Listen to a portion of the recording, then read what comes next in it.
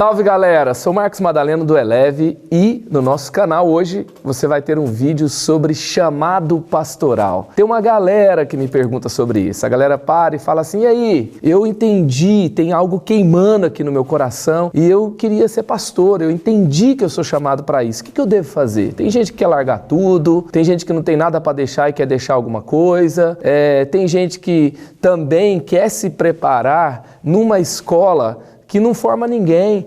E aí então eu vejo muita gente buscando o que fazer se eu entendi que eu sou chamado para ser um pastor. E a primeira coisa que eu quero dizer sobre isso é que lá em 1 Timóteo, capítulo 3, no versículo 1, diz assim, essa afirmação é digna de confiança. Se alguém deseja ser bispo, deseja uma nobre função. É necessário, pois, que o bispo seja irrepreensível. Olha que legal, você percebe que a Bíblia valoriza o chamado pastoral. E entre o que as pessoas falam, entre o que você tem na sua cabeça, talvez a sua família, ou qualquer outra pessoa, ou sistema, ou informação que venha de qualquer lugar, a Bíblia é a verdade. A Bíblia é poderosa. É ela que é a sua base de vida. Então, a Bíblia está dizendo que você está querendo algo excelente, nobre. Então guarde isso na sua cabeça. Não deixa ninguém tirar isso de você. Se falar que isso não é escolha, é falta de opção. Se falar que isso é coisa de gente fanática. Então aqui vai 7 dicas a respeito do chamado pastoral para quem entendeu ser chamado para ser um pastor. A primeira dica que eu tenho é o seguinte. Se você está entendendo isso, é porque você está fazendo parte de um ministério, de uma igreja,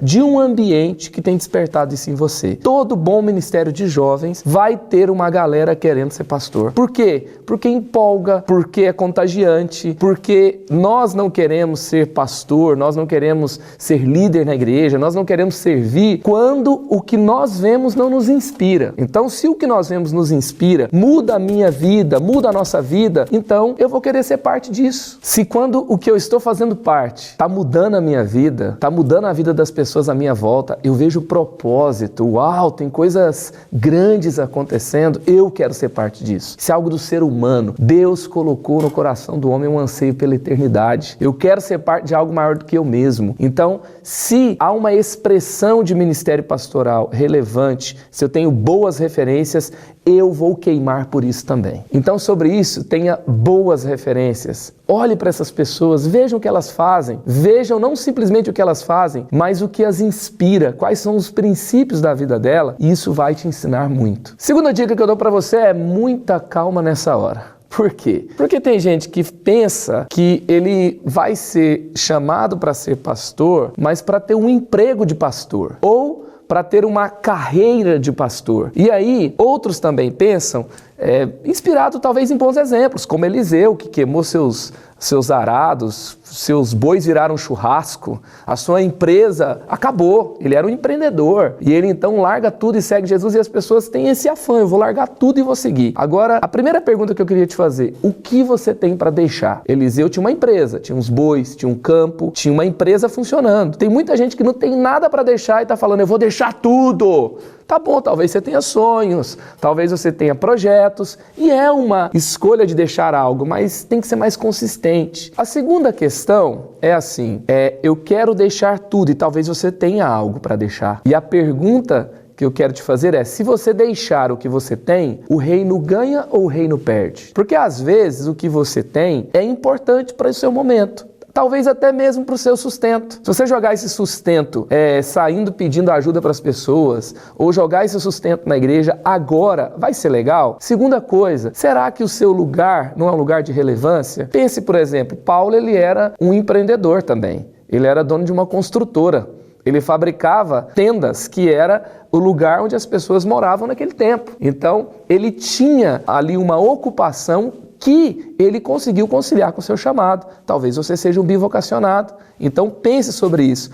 Ou talvez você tenha que ser um bivocacionado por um bom tempo, até que as coisas aconteçam. Queria te dar o meu exemplo. Em 2001, dia 3 de novembro de 2001, eu entendi que eu tinha um chamado pastoral. Não queria saber desse negócio, mas teve um momento que Deus pegou meu coração. E eu fui ordenado pastor no dia 15 de outubro de 2011. Passaram-se 10 anos. Até então, eu tive, por 5, 6 anos aí, um trabalho comum, servi na igreja, liderava acampamentos, jovens, células, tudo no meu tempo extra e conciliando o meu tempo com o meu trabalho, com a minha formação.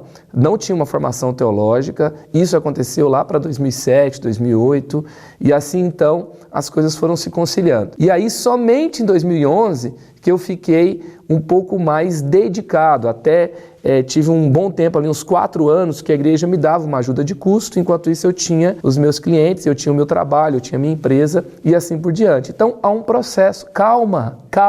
Se você entende que você é um bivocacionado, quero até te dar uma dica. Tem um livro chamado Fazedores de Tendas, que vai falar sobre essa vocação de Paulo, de exercer um ministério relevante, tendo um trabalho fora, tendo um trabalho que não é exatamente aquela formação teológica, pastoral e exercício de ministério pastoral tradicional que nós conhecemos.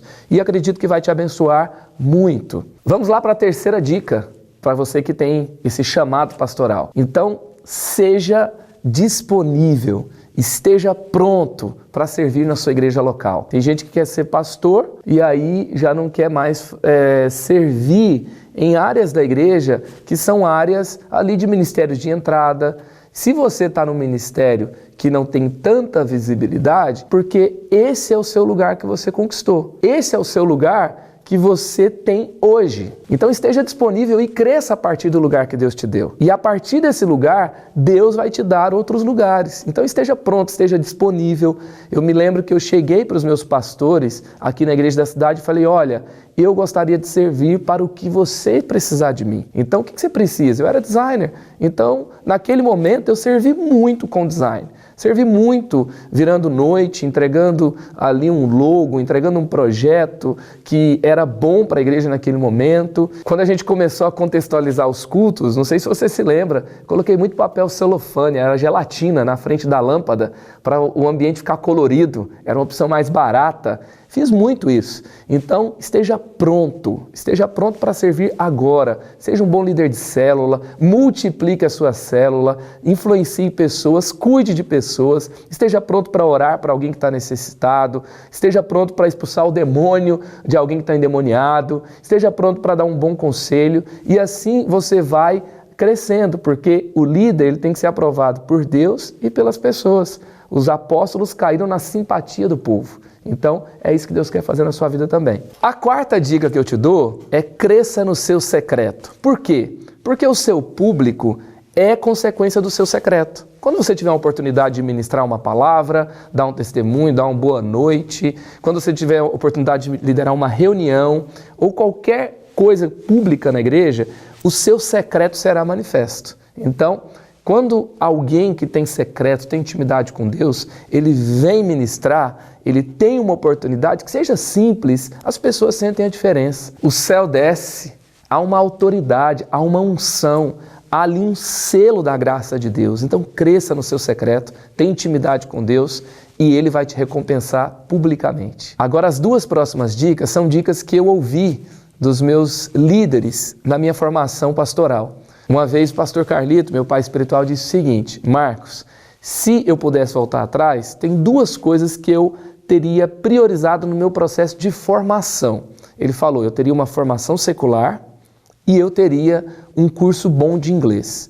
Então, cada vez mais o mundo será global. Então eu dou mais essas 2 dicas, a quinta e a sexta. Tenha uma formação além da sua formação teológica e a 6ª dica, tenha um bom inglês. Isso parece serem coisas naturais. Ah, pastor, você está falando para eu ter inglês, ter formação secular, é isso mesmo? Isso é uma forma de você estar mais preparado. Lá em 1 Timóteo 3 fala assim, olha, é uma nobre função, mas o líder, ele é irrepreensível. Ser irrepreensível é você não ter nada para as pessoas te repreenderem. Então, o nosso mundo de hoje, ele vai ter portas abertas para quem tiver ali um inglês bom. Eu tenho tantos amigos fora do Brasil que eu até teria mais fluência com eles se meu inglês fosse melhor.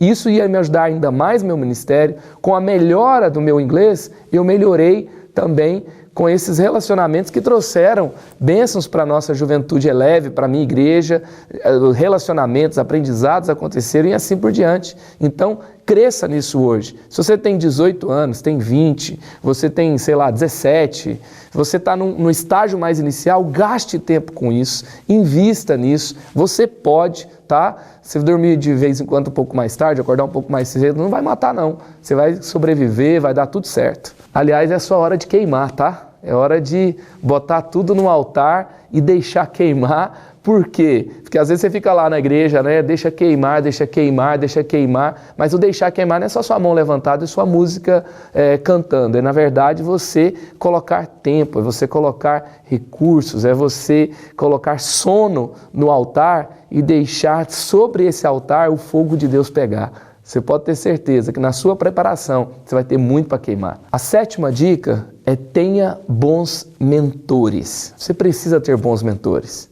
sabe? Paga um café para um líder que você admira e fala, cara, me fala, o que você acha que eu devo fazer hoje? 3 coisas. Aí você conta um pouco da sua história, sabe que teve muitas pessoas... Sabe que tiveram muitas pessoas que me discipularam, que me mentorearam sem saber, porque eu admirava, eu olhava, eu aprendia, não é copiar, é você apreender. Às vezes a gente aprende e às vezes a gente apreende. E o apreender é você ter uma admiração e uma honra de tal forma que você vai realmente perceber os passos daquela pessoa para você segui-los. Então faça isso e tenha boas referências. E assim você vai ter uma coisa interessante, que você vai começar a viver como um pastor hoje. Você vai começar a exercer o seu chamado agora. Você vai começar a exercer a sua liderança e exercer o seu ministério antes de ter um reconhecimento público. Um pastor, um líder que Deus usa, que Deus chama, que Deus traz para perto e coloca a sua mão sobre ele, normalmente é alguém que antes de ter o título, ele já começou a viver desse jeito. Então, comece a viver como um pastor agora, hoje. Essa foi uma dica muito importante que eu recebi, que fez toda a diferença na minha vida. E para você ter um norte a respeito disso, eu quero terminar aqui lendo Tito 1, 7 a 9. Por ser encarregado da obra de Deus, é necessário que o bispo seja irrepreensível. Olha a palavrinha aí de novo. Não orgulhoso, não briguento, não apegado ao vinho, não violento, nem ávido por lucro desonesto. Ao contrário, é preciso que ele seja hospitaleiro. Quantas pessoas você já hospedou na sua casa? Como é que você age quando a igreja está recebendo alguém? Tem gente que fala, olha, o pessoal aí recebe cheio de pompa, de não sei o quê. É bíblico, nós temos que receber bem as pessoas. É um valor, sabe? Então receba bem as pessoas, receba bem os seus amigos que você leva para sua casa. Você hospeda uma célula na sua casa, hospede. Seja hospitaleiro, dê o seu melhor. Outra coisa, amigo do bem, sensato, justo, consagrado, tenha domínio próprio e apegue-se firmemente à mensagem fiel, da maneira pela qual foi ensinada, para que seja capaz de encorajar outros pela sã doutrina e de refutar os que se opõem a ela. Existem várias instituições que vão trazer a preparação teológica para a igreja hoje. Mas lembre-se que é a igreja que forma o pastor e não o seminário que forma o pastor. E uma instituição de ensino teológico, ela tem que se adequar a essa frente, porque isso vai trazer muitos benefícios para a igreja local e para os ministros que estão sendo formados. Nós temos na igreja da cidade, por exemplo, o IP. O IP se adequou ao nosso mundo de hoje, a esse jeito de se formar para uma igreja e um ministério do futuro e que vai trazer muitos benefícios para a sua formação. Instituto Propósito de Ensino. Isso aqui não é um merchan simplesmente para o IP. Na verdade, é uma parceria, é a escola que nós formamos para formar os nossos ministros. Hoje são quase 1000 alunos sendo formados por meio dessa escola. E eu creio que vai te abençoar muito também. Se você chegou até esse momento do nosso vídeo, coloque aí, eu tenho um chamado, nos comentários do vídeo. Se você gostaria que a gente fizesse um vídeo sobre algum assunto que está queimando aí no seu coração, coloque aí nos comentários e a gente vai gravar esse vídeo para você. Não esqueça de curtir esse vídeo e também inscrever-se no nosso canal se você ainda não está inscrito. Valeu demais, que Deus te abençoe e que o seu processo de formação não seja simplesmente uma escola ou escolas que você fez parte nesse mundo, mas que você esteja matriculado na escola que Deus tem para você. Que Deus te abençoe muito.